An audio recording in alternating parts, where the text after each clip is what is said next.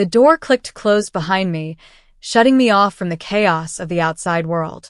For a moment, I just stood there in the tranquility of my apartment, letting the silence envelop me like a wave. It had been one of those days that left me feeling utterly exhausted, like a battery long overdue for a recharge. In truth, it hadn't just been a long day. It had been a long month. Ever since David called it quits, my life had been a series of moments strung together by weariness and emotional turmoil. The split wasn't explosive or dramatic. David simply sat me down one evening, looked me in the eye, and told me he didn't see a future for us anymore. His voice was calm, almost clinical, as if he were reading the weather forecast. Rain tomorrow, partly cloudy, no chance of forever. It wasn't the words that hurt the most. It was the absence of them afterward. No second-guessing, no attempt to hold on, just a quiet resignation that left me feeling hollow. I'd replayed that moment in my head so many times I'd lost count, analyzing every detail, wondering if there was something I could have said or done to change the outcome. But the answer was always the same. David had made up his mind, and there was nothing left for me to hold on to. Since then, I'd thrown myself into work, staying late at the office and volunteering for projects I didn't even care about. Anything to avoid the silence that greeted me when I came home each night. Anything to keep my mind from wandering back to David, to us, to what we used to be. But tonight, I couldn't ignore the emptiness anymore. The apartment felt different too quiet, too still. It was strange how a space could change when someone left it, even when they'd barely been there. David had never really liked spending time at my place, always finding excuses to meet at his apartment or somewhere neutral. Now, in his absence, I realized just how much of myself I'd invested in someone who was never truly present. I slipped off my heels and set my bag down by the door, wincing as the straps dug into my shoulder. One last time, a sigh escaped my lips as I padded toward the living room, my mind already piecing together a plan for the evening, a hot shower, a glass of wine, and maybe a half-hearted attempt to lose myself in a book I'd been meaning to finish for weeks. But as I rounded the corner into the living room, my train of thought screeched to a halt. Alex was there. I blinked, surprised to see my younger brother sitting behind the couch, his laptop perched on his knees. He didn't seem to notice me at first, his attention glued to the screen in front of him. The faint glow from the monitor cast his face in sharp relief, highlighting the furrow of his brow and the tight set of his jaw. "Alex," I said, my voice breaking the stillness. He jumped, his whole body tensing as if I'd caught him in the middle of something he didn't want me to see. His hand darted out, slamming the laptop lid shut with a loud clap that echoed through the room. For a second, he just sat there, frozen, his wide eyes staring toward me with a mixture of guilt and panic. One hand disappeared into his pocket, the movement so quick and deliberate it only heightened my curiosity. "Oh," he stammered, his voice tight and uneven. "Hey, Emma." I stared at him, my mind struggling to catch up with the scene before me. "I didn't know you were here," I said, my tone more questioning than accusatory. "Yeah, I thought I'd drop by," he said, his words tumbling out in a rush. "Didn't think you'd mind." I frowned, my eyes flicking to the now closed laptop. "Of course not," I said slowly. "It's just you startled me." "Sorry," he muttered, his gaze dropping to the floor. "Didn't mean to." For a moment, neither of us spoke. The silence stretched between us, thick with unspoken tension. I couldn't shake the feeling that something was off. Alex was usually so laid back, so unbothered, but now his whole demeanor screamed discomfort. "What are you working on?" I asked, nodding toward the laptop. "Nothing," he said quickly, too quickly. His hand tightened around the edge of the couch, his knuckles whitening. "Just some stuff. Work stuff." "Work stuff?" I repeated, raising an eyebrow. "Since when do you work on a Friday night?" It's not a big deal," he said, his tone edging toward defensive. "Just thought I'd get a head start on next week." His answer didn't sit right with me, but I decided not to push him. Not yet. The last thing I wanted was to turn a quiet evening into an interrogation. Still, a flicker of suspicion settled in the back of my mind. I couldn't quite scratch it all right, I said, my voice light but skeptical. If you say so. Alex nodded, his movement stiff and unnatural. He shifted in his seat, angling himself away from me as though he could physically shield whatever secret he was keeping. I watched him for another moment before turning toward the kitchen. Maybe I was imagining things. Maybe it was just my overworked brain searching for drama where there was none. I made my way toward the couch, eager to finally sink into its familiar cushions and let the day's fatigue melt away. But as I approached, Alex suddenly stood, his movements sharp and almost startled. He stepped in front of me as if to block my path, his hands still buried in his pocket. "You don't want to sit there," he said quickly, his voice pitched slightly higher than usual. His eyes darted toward the couch then back to me, his expression uneasy. I paused mid-step, confused. "Why not? Did you spill something?" No, he said, shaking his head a little too vigorously. I was sitting there. It's probably warm. You'd be more comfortable over there." He gestured vaguely toward the armchair in the corner, but his hand didn't leave his pocket. My gaze drifted downward, drawn to the odd bulge in the fabric of his jeans. "Alex," I said slowly, narrowing my eyes. "What's going on?" "Nothing," he replied, but the word came out rushed, almost defensive. He shifted on his feet, his free hand fidgeting with the hem of his hoodie. Look, it's no big deal." "Okay, can we drop it?" The air between us felt charged, the kind of tension that buzzed just beneath the surface, waiting to break through. I crossed my arms, leaning slightly against the back of the couch as I studied him. Something about his demeanor, the quick movements, the evasive tone, didn't sit right. It wasn't like Alex to be so jittery. "All right," I said after a pause, choosing to drop it for now. "All right, I'll take your word for it." His shoulders eased slightly, though his stance stayed tense as I moved to sit on the edge of the couch's armrest instead. I noticed the slightest twitch of his lips, a flicker of relief perhaps, or appreciation. So, I started, attempting to lighten the atmosphere. "What brings you here tonight? Just restless, or were you intending to surprise me with your enigmatic work matters?" Alex let out a small nervous laugh, rubbing the back of his neck. "I guess I just wanted to spend some time together. It's been a while, you know." His words took me by surprise, and for a moment, I felt a twinge of remorse. He wasn't wrong. Since parting ways with David, I'd been so absorbed in my own thoughts and feelings that I hadn't paid much attention to anyone else, not even Alex. "Well, I'm happy you're here," I said, my voice softening. "It's nice to have someone around." He nodded, his gaze dropping to the floor. "Yeah," he said quietly. "Same." There was a pause, the silence stretching between us, heavy but not uncomfortable. It felt like the kind of quiet that begged to be filled, but neither of us seemed to know where to begin. Instead, we lingered in it, the unspoken words hovering in the space between us. Eventually, I broke the silence. "Is everything all right, Alex?" I asked, my tone gentler now. "You seem different tonight." He glanced up at me, his expression uncertain. "Yeah, I'm fine," he said, but there was something in his voice, a crack, a vulnerability that hadn't been there before. I don't know, it's been an odd day. The words felt like an understatement, but I didn't press him. Instead, I shifted slightly, leaning in as if to bridge the invisible gap that seemed to separate us. "You know you can confide in me, right? About anything."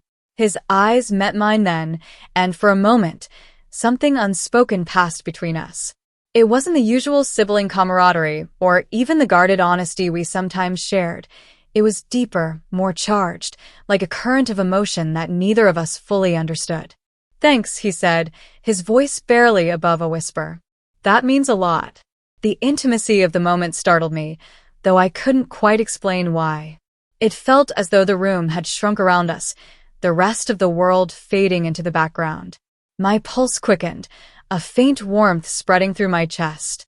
"Alex," I began, but the words died on my lips as he took a small step closer. Our proximity felt electric, the kind of closeness that made every breath, every glance feel magnified. His gaze flickered down then back up, and for a split second, I thought I saw hesitation, uncertainty, maybe even fear. But before I could process it, he leaned in. The kiss was fleeting, tentative, as if testing the boundaries of something neither of us fully understood. His lips brushed against mine softly, just for a moment before he pulled away, his eyes wide with a mixture of surprise and apology. "Emma," he started, his voice trembling.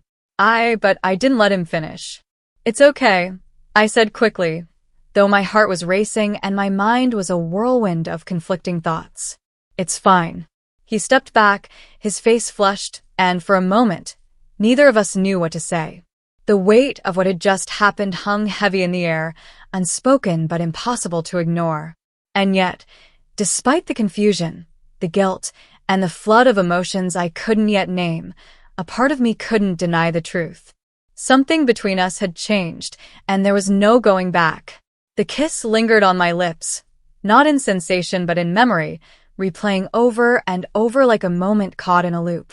I stared at the empty space Alex had just vacated, the sound of his hurried footsteps retreating down the hall still ringing in my ears. He hadn't said a word, just bolted, his face a storm of emotions I couldn't untangle. And now I was alone.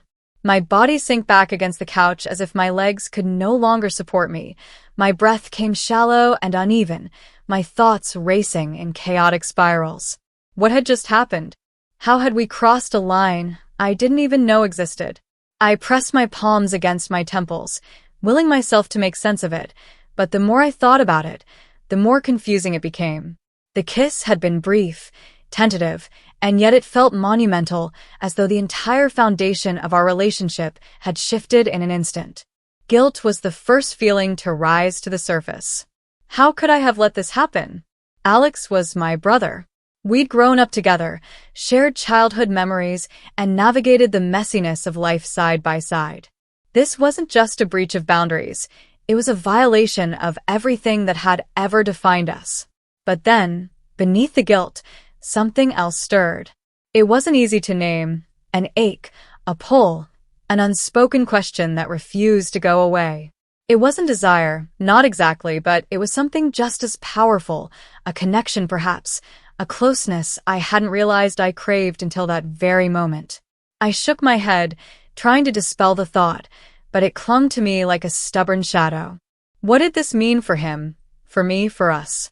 The days that followed were a strange blur of normality and tension, each moment teetering on the edge of familiarity and something unspoken. Alex avoided me at first, keeping his distance as though proximity alone might bring us back to that fleeting, forbidden moment. But even in his absence, I felt his presence like the echo of a sound that refused to fade. Then, gradually, he began seeking me out again. It started small, an offhand comment as he passed me in the kitchen, a casual question about a show we used to watch together. His demeanor was different though, softer somehow, vulnerable as if he were reaching out, testing the waters to see if I'd pull away. I didn't. Instead, I found myself responding, and our conversations grew longer, more frequent, and more personal. I'd catch him watching me sometimes, his expression thoughtful and almost searching. It wasn't just his behavior that changed. My own feelings began to shift in ways I didn't fully understand. I started to feel a deeper sense of responsibility toward him. I needed to be there for him in ways I hadn't before. Maybe it was guilt, or maybe it was something more, but I couldn't help but notice the way he seemed to relax around me, the way his guarded edges softened when we talked. One evening, as we sat on the couch watching a movie, Alex turned to me, his voice barely above a whisper. "Emma, can I ask you something?" He hesitated, his fingers fidgeting with the hem of his sweatshirt. "Do you ever feel like you don't know where you belong? Like you're just drifting?" The question caught me off guard, but it also struck a chord. I thought about the breakup with David, the emptiness that had followed, and the sense of being untethered in my own life. "Yeah," I said finally. "I think everyone feels that way sometimes." Alex nodded, his gaze fixed on a spot somewhere beyond the TV. "It's just, I don't know, lately it feels like everything's changing and I can't keep up. Like I'm not enough. His words hit me harder than I expected. I reached out instinctively, placing a hand on his arm. "Hey," I said gently. "You are enough, Alex. You always have been." He looked at me then, his eyes filled with something I couldn't quite name, gratitude maybe, or hope. Thanks, he murmured. That means a lot. As the movie played on, neither of us spoke again, but the silence between us felt different now, less like a void and more like a bridge connecting us in ways I hadn't thought possible. And though I still didn't fully understand what was happening between us, one thing was clear. We were closer now, bound by something neither of us could quite define. And for better or worse, I wasn't ready to let it go. The tinkling of cutlery and the gentle murmur of a radio in the background occupied the silent kitchen as Alex and I sat opposite each other at the dinner table. It wasn't anything lavish, just a simple dish of pasta and salad, but there was a coziness to the moment that felt distinctive, more significant. Thanks for preparing dinner, Alex said, his voice gentle but genuine. Naturally, I replied, smiling as I wound some spaghetti onto my fork. It's pleasant to have someone to cook for. He paused for a moment then added, and thanks for everything else too. I looked up, my forehead creasing slightly. Everything else? You've been present for me, he said, his eyes meeting mine. When I needed it most. I don't think I ever expressed how much that means to me. The openness in his tone took me by surprise, but it also filled me with a quiet sense of satisfaction. You don't need to thank me for that, I said softly. That's what kin is for. Alex nodded, but his expression remained pensive. He set down his fork, leaning back slightly in his chair. I've been contemplating a lot about Dad, he said finally, the words coming slowly as if they'd been burdening him for some time. About how things have been between us. I remained silent, allowing him to gather his thoughts. I feel like I can't meet his expectations, Alex continued, his voice laced with exasperation and melancholy. He's always been so judgmental. It's like no matter what I do, it's never satisfactory. My heart went out to him. I'd always known that Alex and our father Paul had a tense relationship, but hearing him express his feelings so candidly was novel. I'm sorry you feel that way, I said. But I think you're being too harsh on yourself. Dad, he can be stern, but I don't think he perceives you the way you think he does. Alex sighed, running a hand through his hair. Maybe I just don't know how to converse with him about it. Every time I try, it feels like I encounter a barrier.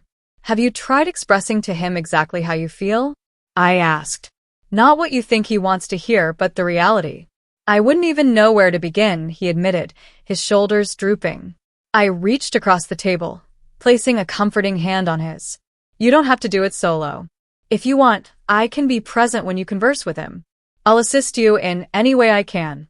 He looked at me, a glimmer of appreciation in his eyes. You do that? Of course, I said. He's your dad, Alex, and I know he cares for you. Sometimes people just need a prompt to exhibit it. The dialogue with Paul transpired a few days later in the living room where so much had already occurred between Alex and me. Paul sat in his preferred armchair, his face etched with inquisitiveness as Alex and I approached him. Dad, Alex began, his voice resolute but apprehensive. There's something I need to discuss with you. Paul leaned forward slightly, his expression becoming earnest. All right, he said. I'm attentive. What ensued was a dialogue unlike any I'd ever observed. Alex communicated openly, sharing his apprehensions, his vexations, and the burden of feeling like he'd never lived up to expectations. At times, his voice quivered, but he persevered, exposing years of concealed emotions. To my astonishment, Paul didn't interrupt or divert.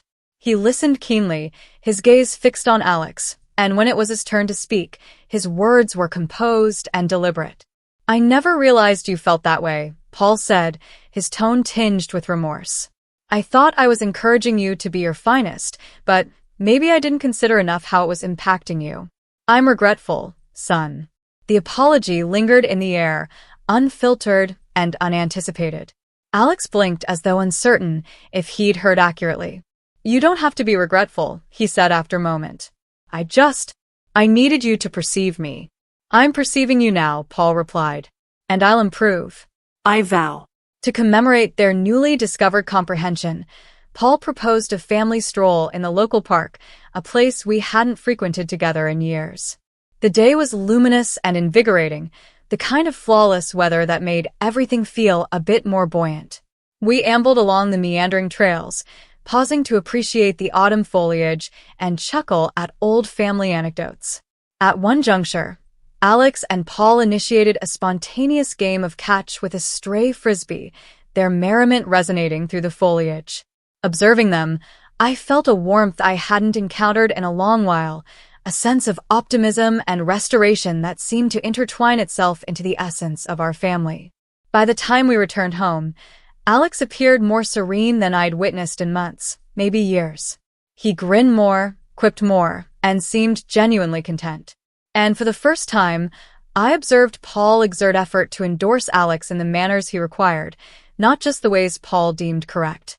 In the ensuing weeks, the transformations in Alex were impossible to disregard. He conducted himself differently, with a tranquil assurance that hadn't been present before. He seemed more carefree, unburdened, as though a load had been alleviated from his shoulders. The rapport within our family felt more wholesome too, exchanges flowed more fluidly, and the lingering strains that had once characterized us started to evaporate. I observed as Alex and Paul strove to reconstruct their bond, piece by piece, and I couldn't help but feel proud of both of them. One evening as I sat in my chamber pondering everything that had transpired, a sense of thankfulness enveloped me. The journey to this juncture hadn't been effortless, and there were still trials ahead, but for the first time in a long while, I felt hopeful. We traversed so far as a family, and I knew we possessed the fortitude to persist in advancing together.